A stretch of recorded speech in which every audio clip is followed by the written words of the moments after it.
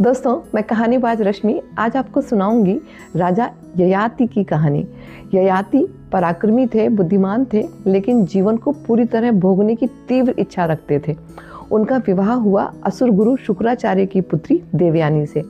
लेकिन ययाति के जीवन में एक और स्त्री आई, शर्मिष्ठा, जो कि देवयानी की ही दासी थी। यहीं से राजा ययाति के जीवन का संतुलन डगमगाने लगा। जब ये बात देवयानी के पिता शुक्राचार्य को पता चली कि उनका दामाद उन्हें धोखा दे रहा है, तो उन्होंने क्रोध में अपने दामाद ययाति को श्राप दे दिया, तुमने मेरी बेटी के साथ छल किया है, इसलिए तुम्हारी जवानी अभी तुम्हें छोड़कर चली जाए।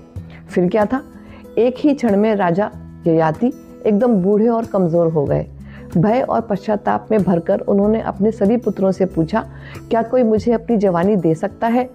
सभी ने मना कर दिया, सिवाय एक पुत्र के, उनके सबसे छोटे बेटे, जो उन्हीं शर्मिष्ठा से पैदा हुए थे, पुरु के। पुरु ने कहा, पिताजी आप मेरी जवानी ले लीजिए। और उन्होंने खुशी खुशी अपने पिता को अपनी जवानी दे दी और उनका बुढ़ापा खुद ले लिया। फिर ययाति ने वर्षों तक उस जवानी का भोग किया, लेकिन अंत में उन्हें एक सत्य समझ में आया कि इच्छाएं कभी भी समाप्त नहीं होती हैं। फिर राजा ययाति ने अपने बेटे पुरु को बुलाया, उसकी जवानी उसे लौटा दी और अपना सारा राजपाट भी उसे ही सौंपकर खुद तपस्या करने वन की ओर चले गए। दोस्तों, राजा ययाति की कथा हमें सिखाती है कि भोग का कोई अंत नहीं है और सच्चा सुख त्याग से ही जन्म लेता है। अगली कथा आप सुनेंगे शर्मिष्ठा और देवयानी की।